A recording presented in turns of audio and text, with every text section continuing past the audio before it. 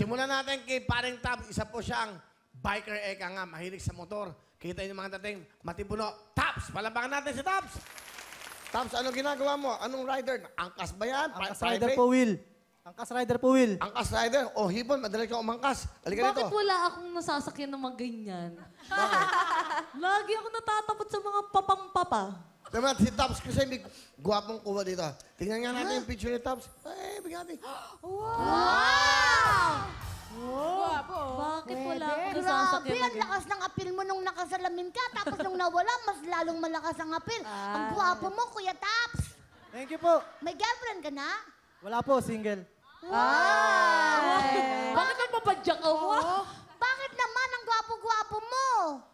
Trabaho po muna, bawi sa magulang po. Yun. Kuya, wala po ba sa inyong discrimination kapag matabang-matabang ang Yan, yan. sa'yo? Pwede ba siya angkas? Ito.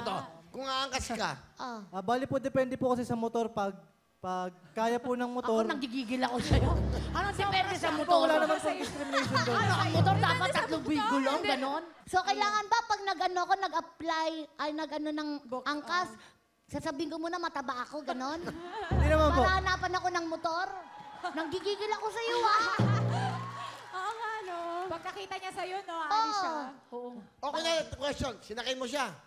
Yung motor mo hindi ganun kalaki. Apo. Na-flat. Sisingilin mo ba siya? Hindi naman po. Paano yun? Ako daw gagawa ng motor. Bugbog yung motor. Si Tabs, sino kasama mo? Pinapakilala ko po sa inyo yung napaka-supportive kong magulang, Papa Domeng, Papa Ani.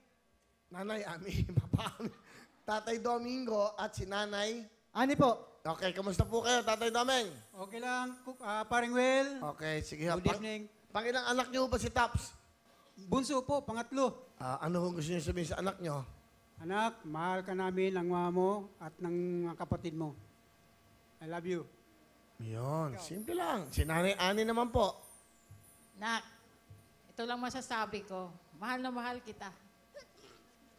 Ang dami, daldal na magulang mo Okay. Ano gusto mo sabihin sa mga magulang mo?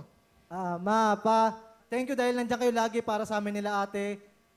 Ng mga apo nyo, maraming salamat. Di mo na ako mag-aasawa. Paggagawan ko muna kayo ng kwarto para di na kayo matulog sa sala. Maraming Makakasama rin salamat, ako, Pa, Ma. Mahal na mahal ko kayo. Salamat, Nak. Sa sala ho ba kayo nanonood? Natutulog, Nay? Sa sala, paring Will. Bakit ho sa sala? Sana, Wen. Bakit? Wala pa may kwarto. So ngayon, yung inyong inuupahan ano ba yun? Bahay na namin. Ba't walang kwarto? Kulang. Ilang kayo nakatira doon? 2 pamilya. Ate niya, nag-asawa na, 2 anak. Pero may kwarto sila. May kwarto siya, may kwarto sila, pero kaming 2 wala. Mabait nyo naman. Isipin nyo, di ba? Palapakan natin si Tatay Domeng, si Nanay Ami.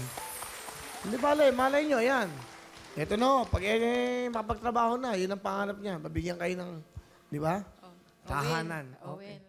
Hello mga kapuso! Ako po si Ipon. Minabati ko unang-una dyan mga kaipo natin, mga kaskwami ko dyan. Nagustuhan nyo ba ang video na to? Marami pa kaming inanda para sa inyo. Mag-subscribe lang sa Wowin YouTube channel. Tsaka, don't forget to hit the, the bell button para lagi kang updated. Yun lang!